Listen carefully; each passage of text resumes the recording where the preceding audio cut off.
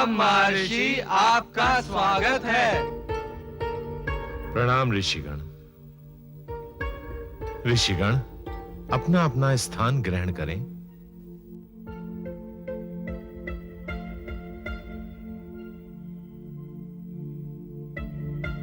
ऋषिगण, शुक्राचार्य ने भैरव के पश्चात दोनों कृत्याओं को उत्पन्न कर उनके अग्निदेव एवं कुबेर के रूप में परिवर्तन की कथा का श्रवण आपने पूर्व में किया है। उसके पश्चात संहारकासुर क्रोधित अवस्था में आता है और शुक्राचार्य को कृत्याओं के विषय में बताता है और गजानन गणेश द्वारा रचित सुरक्षा चक्र को तोड़ने की प्रार्थना करता है। हे मुनिश्रेष्ठ, दैत्य गुरु शुक्राचार्य भी अपने असुर प्रेम के वशीभूत होकर सुरक्षा चक्र को निर्बल करने का उपाय ढूंढ ही लेते हैं। और असुरराज भंडासुर को प्रकट कर उसे त्रिपुल लोक में उत्पात मचाने का आदेश देते हैं। अपनी सेना से कहो, संपूर्ण त्रिपुर लोक में त्राही त्राही मचा दे, तहस नहस करके रख दे। और आरंभ हुआ मृत्यु का घनघोर तांडव।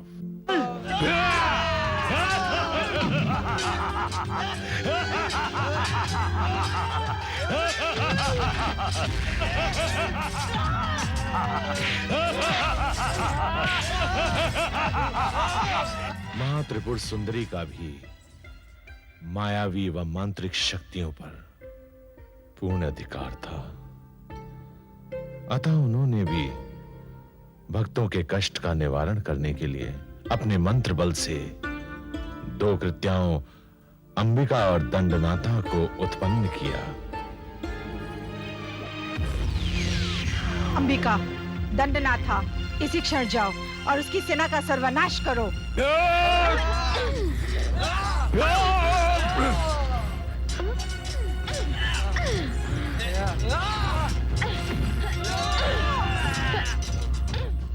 शुक्राचार्य की रणनीति का प्रथम चरण उस समय पूर्ण होता है जब देवी ललिता त्रिपुर की सुरक्षा के लिए विघ्नेश्वर गणेश का आवाहन करती हैं। यही शुक्राचार्य की कूटनीति का दूसरा चरण था कि गजानन गणेश को कैलाश से दूर त्रिपुर भेजना, जिसमें उन्हें सफलता प्राप्त होती है और शुरू होता है शुक्राचार्य की नीति का तीसरा चरण, अर्थात संहारकासुर को आक्रमण के लिए आदेश देना। ऋषिगण, अभी तक की कथा के श्रवण से आपको ज्ञात हुआ कि दैत्य गुरु शुक्राचार्य अपनी कूटनीति में निरंतर सफलता प्राप्त करते आ रहे हैं।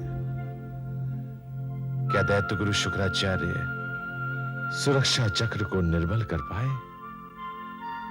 क्या दैत्य गुरु शुक्राचार्य शिव पार्वती के अंश के उत्पन्न होने में बाधा डाल पाए या नहीं? यह आगे की कथा में श्रवण करें। हम अपनी योजना में सफल हो गए संहारकासुर, हम अपनी योजना में सफल हो गए। हमारी योजना के चक्रव्यूह में फंसकर वो नासमझ गणेश कैलाश को छोड़कर त्रिपुर की सुरक्षा के लिए पहुंच गया। गुरुदेव, अब आपकी आगे की रणनीति क्या है? शीघ्र बताइए। हमारी भुजाएं और हमारे शस्त्र उन कपटी देवताओं का सर्वनाश करने के लिए लालायित हैं गुरुदेव। इस बार हम उनका सर्वनाश। संहारकासुर, हमने गणेश को केवल इसलिए दूर नहीं भेजा है कि तुम शस्त्र उठाओ और दोबारा कैलाश पर आक्रमण कर दो। यदि आगे का कार्य रणनीति के अनुसार नहीं हुआ तो हमारा सारा परिश्रम व्यर्थ सिद्ध होगा। असंभव गुरुदेव, असंभव। परम पूज्य गुरुदेव शुक्राचार्य की योजना और विफल हो जाए, ये कदापि संभव नहीं हो सकता है गुरुदेव। गुरुदेव, हम आपके इस प्रबुद्ध मस्तिष्क में किसी विशेष योजना के कार्यान्वित होने का आभास अनुभव कर रहे हैं। कृपया स्पष्ट करें गुरुदेव, वो क्या योजना है? संहारकासुर ग्रह और नक्षत्रों के मिलन का महायोग बता रहा है कि अति शीघ्र वो अशुभ समय आने वाला है जब दैत्यराज का वध करने वाला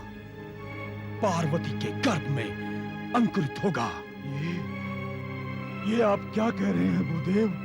मैं सत्य कह रहा हूं संघारकासुर, किंतु यह भी सत्य है, यदि हमारी योजना से वो विशेष नक्षत्र मिलन योग निकल गया और उस समय में पार्वती और शिव का मिलन नहीं हो पाया, तो मैं दैत्य गुरु शुक्राचार्य दैत्यराज तारकासुर के वध करने वाले को पैदा ही नहीं होने दूंगा, कदापि नहीं।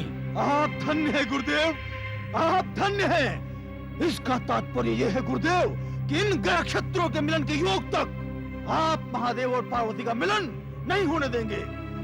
और यदि महादेव और पार्वती का मिलन नहीं हो सका गुरुदेव, तो इसका अर्थ यह होगा कि हमारे पिताश्री की मृत्यु का कारक उत्पन्न ही नहीं होगा। और यदि कारक ही उत्पन्न नहीं होगा गुरुदेव, तो इसका अभिप्राय यह होगा कि पिताश्री के रहते हुए उनका यह पुत्र युवराज संघारकासुर सदा सदा के लिए अमर हो जाएगा गुरुदेव, सदा सदा के लिए अमर हो जाएगा। गुरुदेव, हमें आज्ञा दें, हम अपनी असुर सेना के साथ कैलाश पर आक्रमण करके वहां के एक एक देवता को आपके चरणों में प्रस्तुत कर देंगे। नहीं संघारकासुर, नहीं।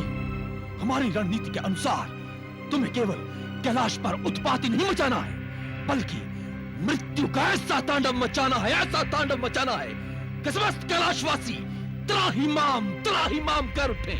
और ध्यान रहे संघारकासुर, इस आक्रमण के प्रहार से तुम्हें देवताओं को देवासुर संग्राम के लिए प्रेरित करना होगा। देवासुर संग्राम? ये आप बीच में मत बोलो संघारकासुर, बीच में मत बोलो। जो कह रहा हूं उस कथन को ध्यान से सुनो।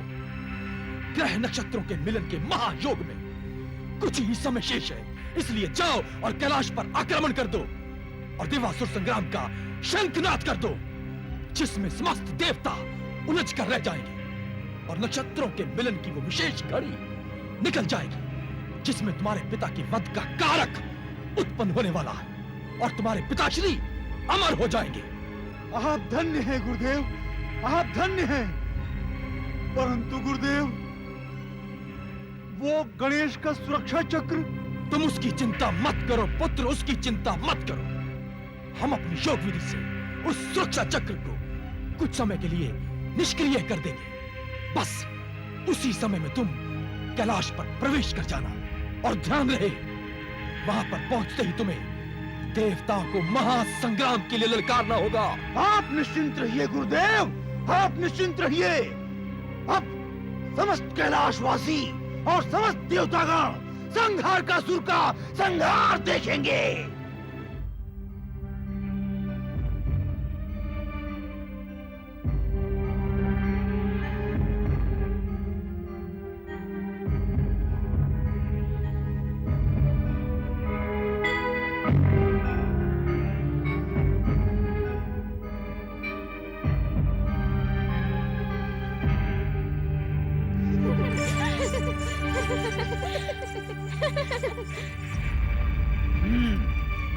वीर सैनिकों, ये है कैलाश और यहाँ महादेव शिव विश्रामरत हैं।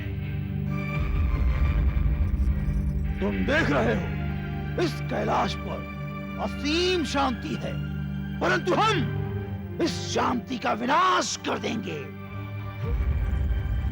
अब इस कैलाश पर शांति नहीं, विनाश का तांडव होगा। और अब ना ही इस कैलाश पर भभूतधारी शिव होंगे और ना ही देवी देवताओं को शिव और पार्वती से शिवांश की प्राप्ति होगी। इस कैलाश पर अब दैत्य साम्राज्य का अधिकार होगा और कैलाश पर दैत्य साम्राज्य का ध्वज विजय ध्वज लहराएगा। आओ आगे बढ़ो। संघारकासुर, यदि तुमने आगे बढ़ने का दुस्साहस किया तो तुम और तुम्हारे असुर सैनिक दोनों ही सुरक्षा चक्र की ज्वाला में जलकर भस्म हो जाओगे। अतिशीघ्र लौट जाओ संघारकासुर, अन्यथा गौरी नंदन के क्रोध से अपनी रक्षा नहीं कर पाओगे। तुम्हारे गौरी नंदन गणेश संघारकासुर का कोई अनिष्ट नहीं कर सकते और न ही उनके द्वारा रचित ये सुरक्षा चक्र। नहीं संघारकासुर, ऐसी भूल कभी मत करना, अन्यथा गौरी नंदन से तुम्हारे गौरी नंदन गणेश को दैत्य गुरु शुक्राचार्य ने अपने षड्यंत्र से इतनी दूर भेज दिया है कि अब वो कैलाश पर कदापि लौट नहीं सकेंगे। और ये सुरक्षा चक्र ये गुरुदेव के मंत्र बल से अभी शक्ति विहीन हो जाएगा। गुरुदेव, गुरुदेव, इस सुरक्षा चक्र को प्रभावहीन कर दीजिए गुरुदेव, प्रभावहीन कर दीजिए।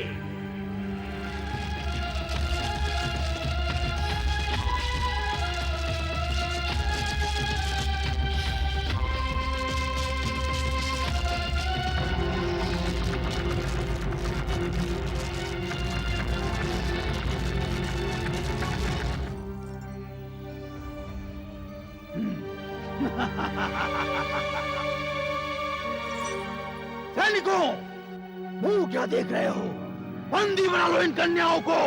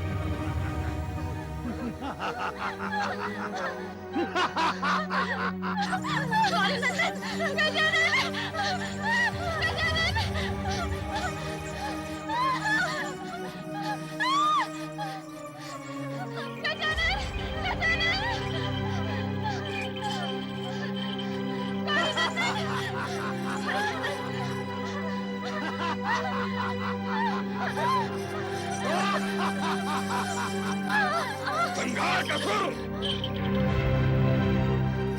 कैलाश की पवित्र भूमि पर हमारे रहते किसी स्त्री पर प्रहार हो, ये हम कदापि सहन नहीं कर सकते। शिवगणों, तुमने यहाँ आकर हमारे संघार के आनंद को और भी बढ़ा दिया है। संघार का सुर! यदि अपना हित चाहते हो तो अति शीघ्र कैलाश छोड़कर चले जाओ। सैनिकों, इन कायर शिवगणों की चुनौती का उत्तर दो, आक्रमण करो।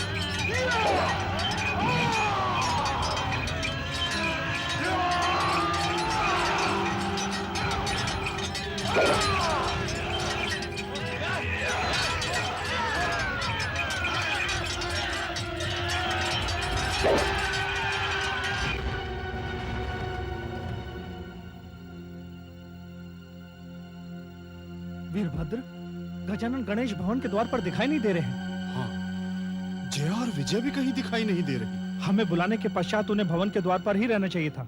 कहीं ऐसा तो नहीं कि माता पार्वती ने स्मरण किया हो और वह भवन में चली गई हो सकता है वीरभद्र, ये संभव हो, किंतु गजानन गणेश को भवन के द्वार पर ही होना चाहिए था।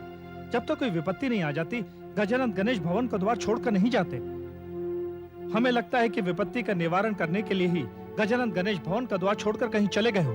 अर्थात गजानन गणेश का भवन के द्वार पर उपस्थित नहीं रहना इस बात का संकेत है कि अवश्य कोई संकट में है। संकट में? परंतु कौन? कोई भी हो सकता है वीरभद्र। हमें अनिष्ट की आशंका दिखाई दे रही है, समझ में नहीं आता हम क्या करें। महामुनि, हमें भवन में जाकर पता लगाना चाहिए। हो सकता है हमारी अनिष्ट की आशंका निराधार साबित हो सकता है वीरभद्र, किंतु इस समय भवन के द्वार पर कोई उपस्थित नहीं है। अतः हमारे लिए और भवन की सुरक्षा के लिए ये उचित होगा कि गजानन के आने तक भवन के द्वार पर उपस्थित रहकर यह ध्यान रखना चाहिए कि महादेव के विश्राम में कोई बाधा उत्पन्न ना हो। महामुनि, यदि आपकी आज्ञा हो तो मैं भवन के भीतर का समाचार लेकर अतिशीघ्र उपस्थित होता हूँ। वीरभद्र, आपका सुझाव उचित है। आप जाइए, हम द्वार पर उपस्थित रहते हैं। जो आज्ञा महामुनि। ठहरिए वीरभद्र, ठहरिए। ये कोलाहल कैसा?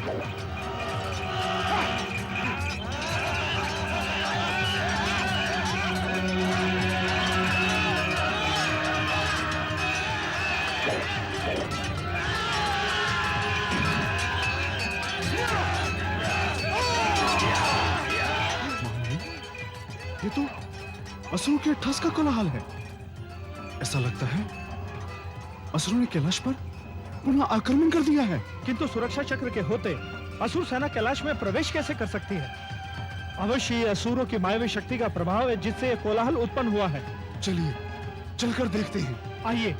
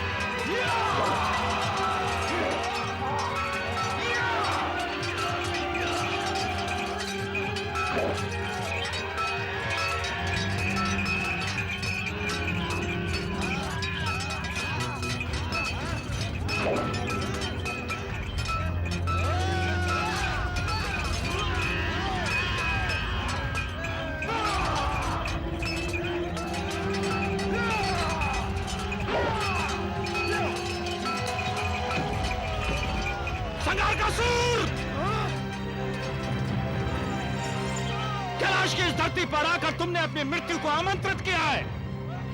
अब इस दुस्साहस के लिए तुम मृत्यु दंड के भागी हो। विश्वकर्मा, अपनी जीवा पर अंकुश लगाओ। भवन का निर्माण करने वाले शस्त्रों से खेलने का दुस्साहस मत करो। तुम अपनी आंखों के समक्ष नंदी और ढेंगी की लहूलुहान अवस्था देख रहे हो और इसके पश्चात भी महाबली संघारकासुर से युद्ध करने का प्रयास कर रहे हो। संघारकासुर, पुनः कैलाश पर आक्रमण करके तुमने अपनी मूर्खता का परिचय दिया है। तुम्हारे लिए एक ही मार्ग शेष है कि तुम कैलाश पर शरण ले लो, अन्यथा तुम ये भली भांति जानते हो कि जब तक कैलाशपति महादेव की इच्छा है तभी तक तुम कैलाश पर सुरक्षित हो। यदि उनकी अवहेलना करने का दुस्साहस करोगे तो संपूर्ण सृष्टि में तुम्हें शरण नहीं मिलेगी। हमारे शरण के स्थान पर यदि तुम अपनी जीवन रक्षा के संबंध में सोचो तो वो तुम्हारे लिए अधिक लाभदायक होगा। विश्वकर्मा, संघारकासुर, यदि कैलाश के लिए हमें अपने प्राण भी देने पड़े तो हमारे लिए प्रसन्नता की बात होगी। तो आज तुम्हारी यह अभिलाषा भी हम अवश्य पूरी करेंगे।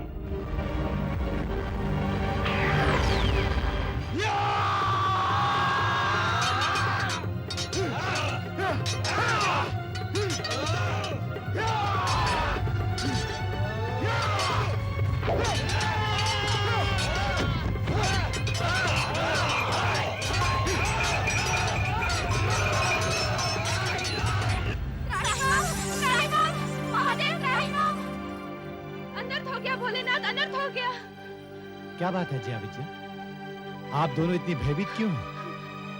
ऐसा कौन सा कष्ट आ गया कि आप हमारी तपस्या भंग करने चली आई? भोलेनाथ, इस महासंकट से कैलाश की सुरक्षा कीजिए। भोलेनाथ, किस संकट की बात कर रही हैं आप? हे महादेव, संघारकासुर ने कैलाश पर आक्रमण कर दिया। महादेव, कैलाश पर आक्रमण कर दिया? संघारकासुर का इतना दुस्साहस? हाँ कैलाशपति, चारों ओर हत्याओं और नृशंसता का आतंक मचा हुआ है। असुरगण हमारे शिवगणों का संहार करते हुए भवन की ओर ही बढ़े आ रहे हैं। संघारकासुर का आतंक कैलाश की सुरक्षा के लिए प्रश्न चिन्ह बन चुका है महादेव। किंतु कैलाश पर तो पुत्र गजानन विराजमान है और उनके होते हुए कैलाश में असुरों का प्रवेश कठिन ही नहीं असंभव है। अब सत्य कह रहे हैं भोलेनाथ, यदि गजानन कैलाश पर होते तो क्या पुत्र गजानन कैलाश पर विराजमान नहीं है? नहीं महादेव, गजानन की अनुपस्थिति ही असुरों के प्रवेश का कारण बन गई है। संघारकासुर, अब मेरी क्रोध की अग्नि में भस्म होने के लिए तैयार हो जाओ। तुम्हें कैलाश की सीमा में प्रवेश करने का दंड अवश्य मिलेगा संघारकासुर, अवश्य मिलेगा।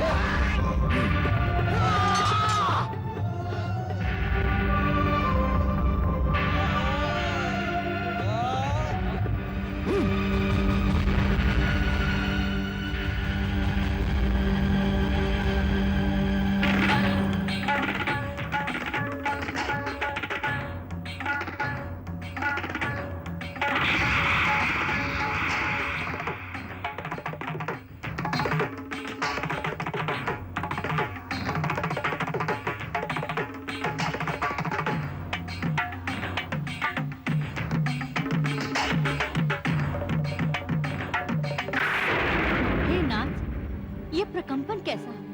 समस्त ब्रह्मलोक प्रकंपित क्यों हो रहा है? देवी, इस प्रकंपन की गति से प्रतीत होता है कि विष्णुलोक भी इस प्रकंपन से अछूता नहीं रहा होगा। आप और श्री हरि विष्णुदेव के रहते ब्रह्मलोक और विष्णुलोक में प्रकंपन हो, ये कैसे संभव हो सकता है? क्या किसी असुर ने घोर तप किया है या आक्रमण? किसी भी असुर में इतना बल नहीं है देवी कि ब्रह्मलोक, विष्णुलोक और कैलाश में एक ही साथ प्रकंपन उत्पन्न कर सके। इसका एक ही कारण हो सकता है। क्या कारण है ब्रह्मदेव?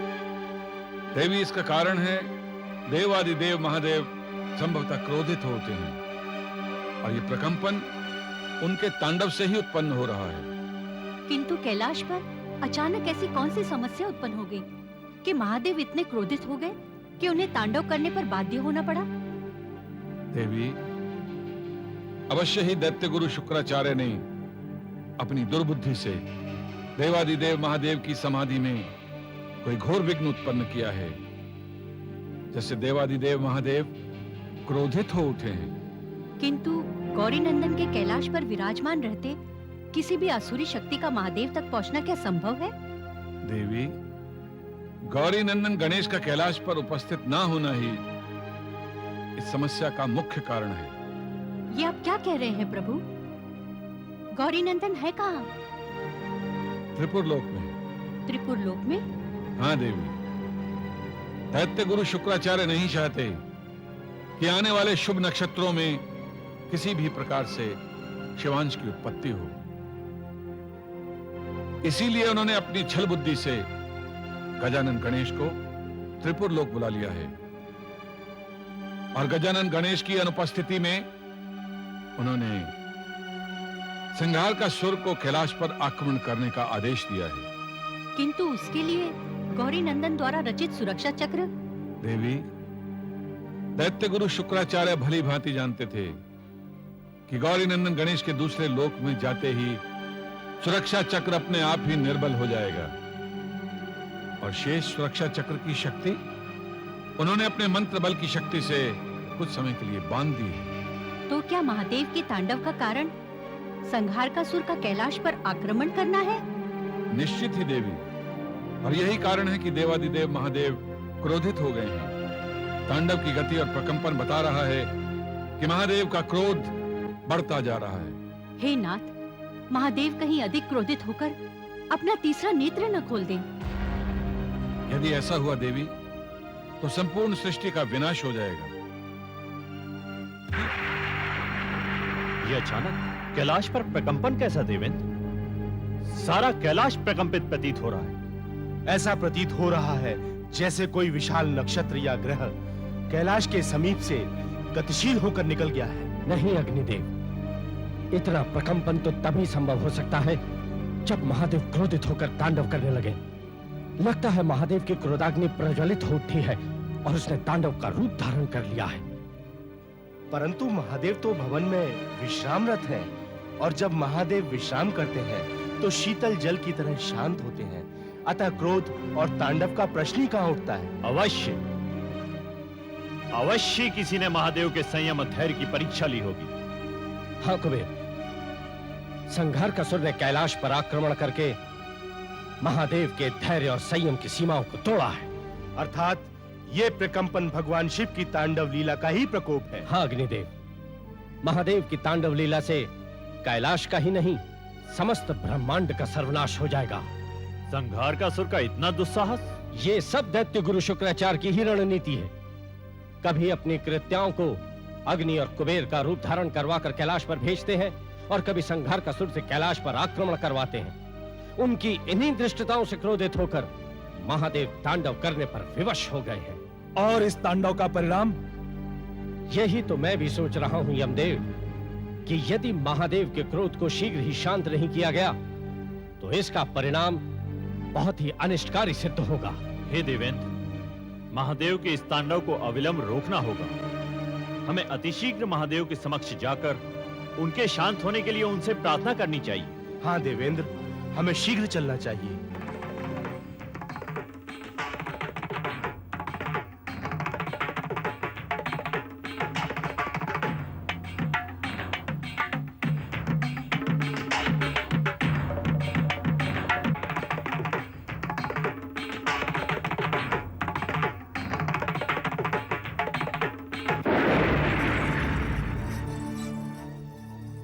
हे स्वामी, ये कंपन कैसा?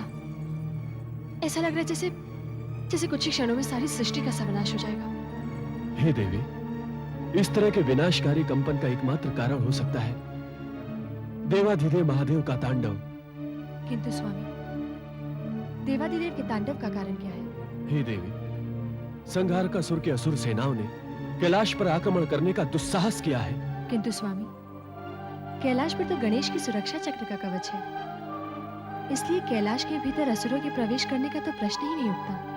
हे देवी, दैत्य गुरु शुक्राचार्य ने गजानन गणेश्वर को छल से कैलाश से बाहर भेज दिया है, और इसका लाभ उठाते हुए संघारकासुर ने कैलाश पर आक्रमण कर दिया है। किंतु स्वामी, बार बार कैलाश पर संघारकासुर के आक्रमण का कारण क्या है?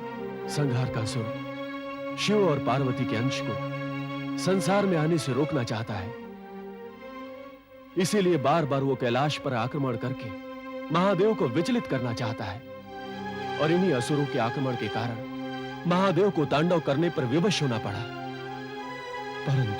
परंतु क्या स्वामी? सृष्टि को सर्वनाश से बचाने के लिए हमें महादेव को तांडव करने से रोकना होगा देवी। किंतु ये कैसे संभव है? हमें शीघ्र अतिशीघ्र कैलाश जाकर महादेव को शांत करने का प्रयास करना होगा देवी।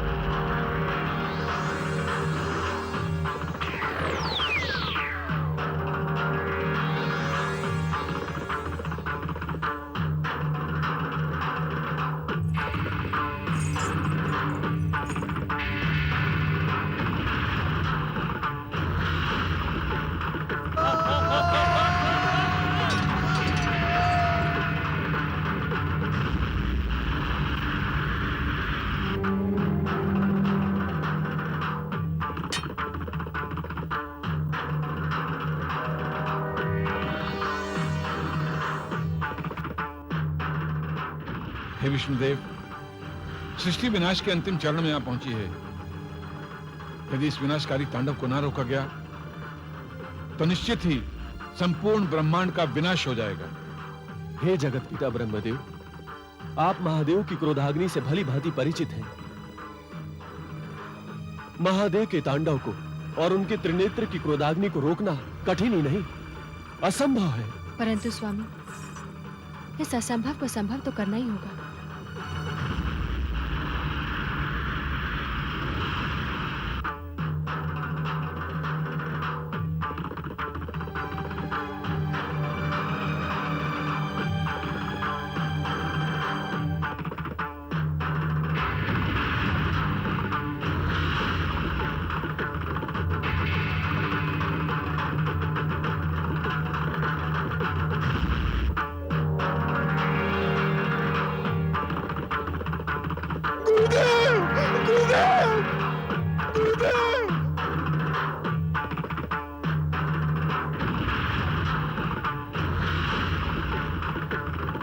हे ब्रह्मदेव, महादेव का क्रोध तो बढ़ता जा रहा है। इसे रोकने के लिए कोई न कोई उपाय अविलंब निकालना होगा। संभवतः विघ्नहर्ता गौरीनंदन ही इस तांडव पर विराम लगा सकते हैं। पर गौरीनंदन है कहाँ?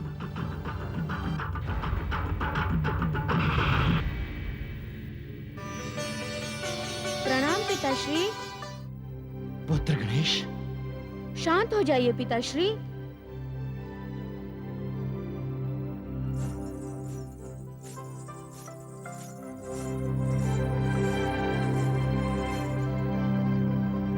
आपके इतना क्रोधित होने का कारण क्या है? बिना सूचित किए कहां चले गए थे पुत्र? आपके अनिष्ट की आशंका ने हमें विचलित कर दिया था पुत्र।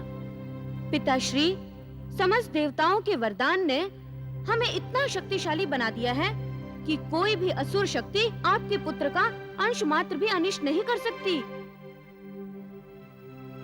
संहार का सुर द्वारा कैलाश पर आक्रमण और आपको द्वार पर ना पाकर हम अपने क्रोध पर से नियंत्रण खो बैठे पुत्र। पिताश्री, यही तो शुक्राचार्य की कूटनीति थी कि हमें त्रिपुर प्रस्थान कराकर वो आपके विश्राम में बाधा उत्पन्न कर सकें। त्रिपुर लोक में? परंतु क्यों? हम कैलाश के द्वार पर उपस्थित थे, तभी ललिता देवी ने हमारा आवाहन किया। हमने माताश्री को सूचित करने का प्रयास भी किया, परंतु वे विश्राम कर रही थी। उधर ललिता देवी के करुण आवाहन ने हमें तत्काल त्रिपुर पहुंचने के लिए विवश कर दिया। त्रिपुर पहुंचकर हमें ज्ञात हुआ कि भंडासुर नामक दैत्य संपूर्ण त्रिपुर लोक का विनाश करने पर तुला हुआ है। उस सत्याचारी दैत्य भंडासुर को दंड नहीं दिया पुत्र? त्रिपुर वासियों के संहार का दंड उसे परास्त होकर चुकाना पड़ा, जिससे संपूर्ण त्रिपुर पूर्णतः शांत हो गया। हमने ललिता देवी से आज्ञा ली और सीधे कैलाश आ पहुँचे। आपकी अनुपस्थिति के कारण असुरों ने कैलाश में प्रवेश करने का दुस्साहस किया था। उन दुराचारियों का सर्वनाश अति आवश्यक है पुत्र, अति आवश्यक। पिताश्री, आप तो शीघ्र प्रसन्न होने वाले भोलेनाथ हैं।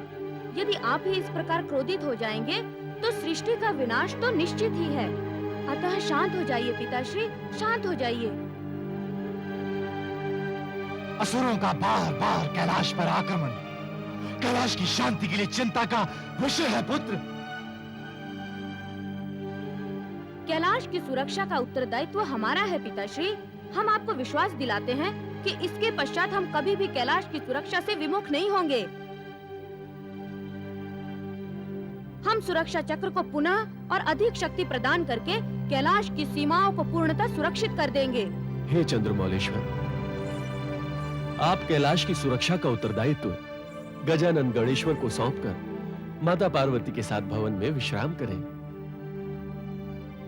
हे महादेव, हम सब देवताओं का भी आपसे यही निवेदन है